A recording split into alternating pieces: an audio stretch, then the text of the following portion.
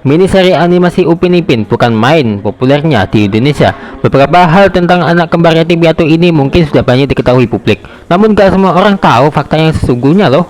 Pendiri Let's Compact Production, SDN Burhanuddin, yang juga pencipta karakter Upin dan Ipin, Burhanuddin MD Radzi, ketika menerima kunjungan jurnalis Ikatan Setiakawan Wartawan Malaysia Indonesia ISWAMI Rabu 29 Juni 2022 lalu, menuturkan ide untuk membangun perusahaan film animasi yang tercetus dari sang istri Ainon Arif.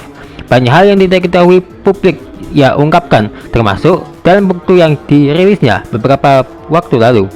Inilah fakta-fakta seputar Upin Ipin yang tentunya belum kalian ketahui loh. Fakta 9 fakta Upin dan Ipin yang belum pernah terungkap. Apakah kamu sudah tahu? Kalau belum tahu, ya udah, ini kita simak ya.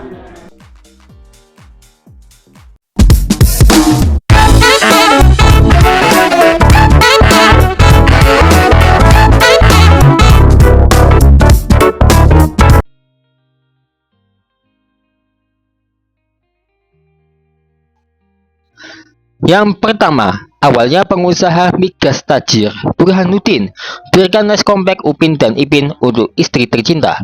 Ya, Burhanuddin yang kerap menyebut dirinya Atok, semula adalah seorang pengusaha minyak dan gas yang berhasil dan kaya raya.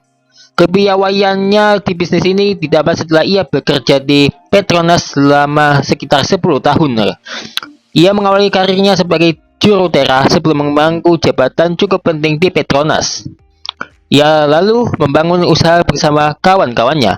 Namun di sekitar tahun 2003, ia menjual seluruh sahamnya yang membuatnya menjadi seorang jutawan. Setelah itu selama 2 tahun kerjanya hanya bermain golf.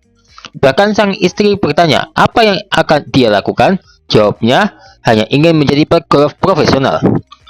Tapi niatnya goyah setelah sang istri yang memiliki jiwa seni tinggi ingin membuat perusahaan film. Burhanuddin sempat menolak, mengingat dunia film memiliki kesan buruk. Tetapi akhirnya ia mengalah dan mendirikan Les Compact untuk istri tercinta. Setelah sang istri meyakinkan bahwa perusahaan film yang dirintisnya bergerak di bidang animasi. Nah, ya, dari perusahaan inilah muncul mini seri yang terkenal hingga ke sejumlah negara, Upin Ipin. Wah, gak nyangka ya.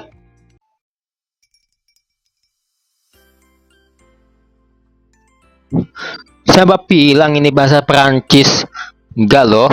Yang menarik, Les Compact ternyata bukanlah bahasa Perancis. Faktanya nama itu diambil dari permainan kartu Terup yang populer di Malaysia. Menurut Burhanuddin tahun 2005, ketika memikirkan nama apa yang akan dibuat untuk perusahaan animasinya, ia teringat permainan yang suka ia mainkan sewaktu masih sekolah, menengah, dan kuliah itu. Biasanya, dalam waktu permainan itu, ketika kartu terakhir ditarik, ia selalu teriak Les Compact sambil berharap kemenangan. Maka ia pun memilih Les Compact sebagai nama perusahaannya, dan karena Prancis juga merupakan salah satu negara kiblat perfilman, ia pun memilih Les Compact menjadi Les Compact yang seolah-olah perusahaan internasional. Les Compact memulai operasional pada Januari 2006 dan dengan karyawan pertama ada 8 orang. Saat ini jumlahnya karyawannya mencapai 200 orang.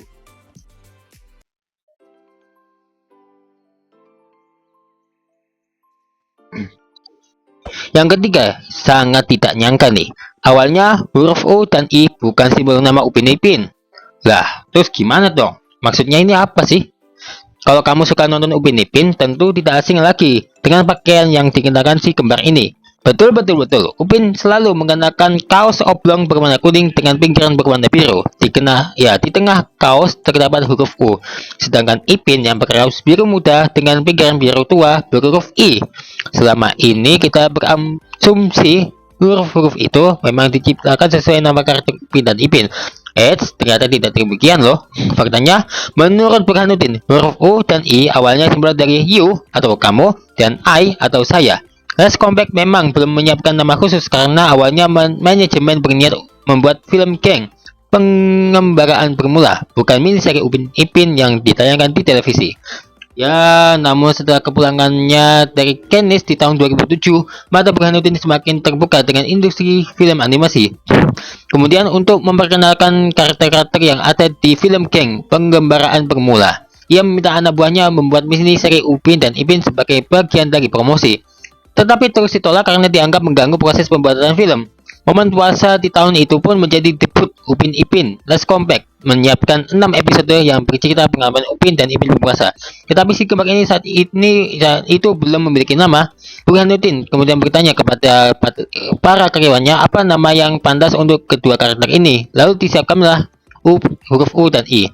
Katanya, tapi setelah diberi penambahan pin di belakang huruf tersebut, bunyinya begitu sesuai. Maka lahirlah Upin dan Ipin, ujar Burhanuddin.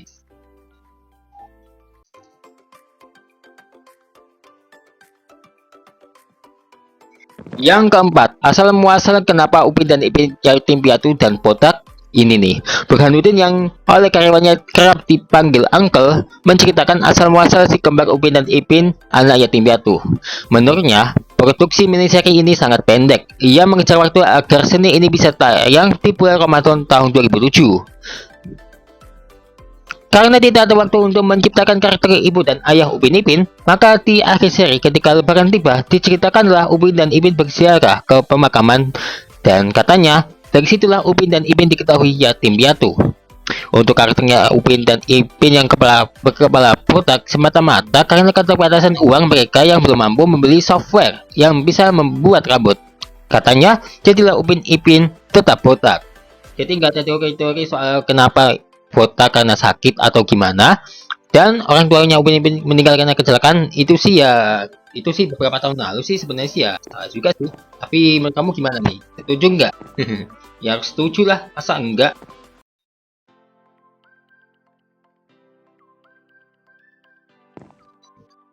Yang kelima adalah Tok Dalang. Ya, siapa yang tahu Tok Dalang? Ya, fakta pengisi suara atau dalang dan opah sungguh wow. Salah satu karakter di miniseri Upin Ipin adalah Atuk Dalang, kakek tua yang merepresentasikan Burhanuddin. Nah, selama ini informasi yang beredar menyebutkan suara Atuk Dalang menyerupakan suara Burhanuddin, tetapi ia membantah. Sang istri yang mengisi suara opahnya Upin Ipin tidak terkesan dengan suaranya. Burhanuddin dinilai kurang memiliki jiwa seni, maka untuk mengisi suara Atuk Dalang, Burhanuddin merekrut salah satu temannya. Itu teman Atuk, bukan suara Atuk, kata dia. Lucu juga sih faktanya.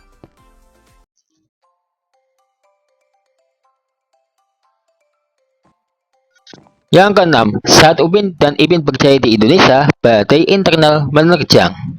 Orang bijak bilang, semakin tinggi pohon, semakin kencang tiupannya. Begitu pula yang terjadi dengan Upin dan Ipin. Les kompak tidak selamanya berjalan mulus. 2 kali, rumah Upin dan Ipin dilanda keributan. Tahun 2009, ketika Ato dan istrinya sibuk mengurus soal perkongsian bisnis untuk pasar Indonesia, karyawan Les Kompak mulai mengeluhkan sikap atasan yang kerap menyalahgunakan kekuasaan.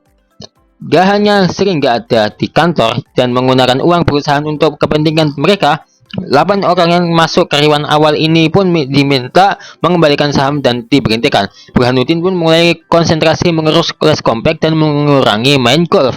Namun badai kembali datang ketika muncul kelompok-kelompok tertentu dalam perusahaan atas dasar kesamaan tempat kuliah yang membuat produksi Upin dan Ipin nyaris berhenti.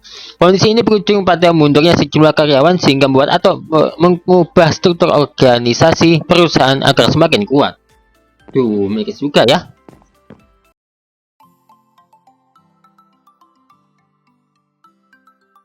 Yang ketujuh, penulis skrip Upin dan Ipin dipimpin putri ketiga Atok dan Opah.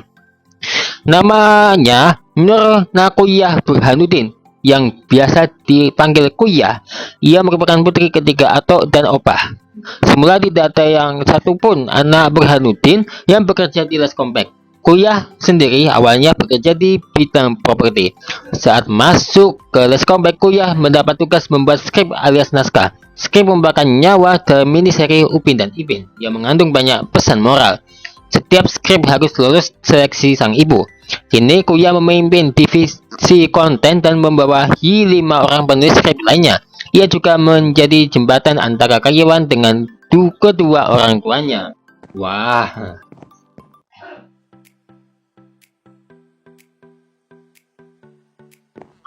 Selanjutnya, film layar lebar Upin dan Ipin dibuat selama 5 tahun. Lama juga ya, 5 tahun. Tahukah kamu, film Upin dan Ipin yang berjudul Geng Penggembaraan bermula diproduksi selama 5 tahun. Lama kan? Selain karena model yang masih kurang, popularitas mini seri Upin dan Ipin yang tayang di televisi juga menjadi salah satu yang menghambat produksi film ini. Film tersebut baru berjalan mulus ketika jumlah karyawan sudah mencapai 140 orang. Dengan jumlah karyawan sebanyak ini, maka mini seri dan film bisa diproduksi secara bersama-sama.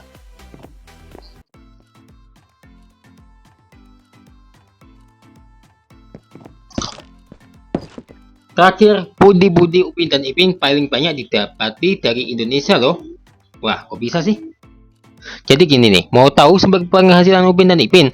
Paling banyak ternyata dari Indonesia loh. Kalau melihat review Nestream 2021 yang dibeberkan, kelihatan sebanyak 51% pendapatan beroleh dari perkongsian Nes Compact dengan MNC TV. Seperti kita ketahui, MNC menayangkan serial Upin dan Ipin lebih dari 3 kali sehari. Pendapatan kedua dari YouTube sebanyak 32%. Meski sudah memiliki akun YouTube sejak awal perusahaan berdiri, namun kontennya baru diseriusi sejak tahun 2012. Sementara dari sponsor dan Astro Awani masing-masing 5%, sisanya didapat dari lisensi dan royalti. Wah, jadi itulah beberapa fakta seputar Upin Ipin yang mana ini dibalik layaknya itu belum kalian tidak ketahui ya, dibaliknya ya. Jadi udah tahu kan gimana faktanya dibalik Upin Ipin yang begitu fenomenal. Siapa nih di antara kalian yang suka sama Upin Ipin? Wah, jadi saksikan terus Hoki Official ya dengan fakta menarik lainnya.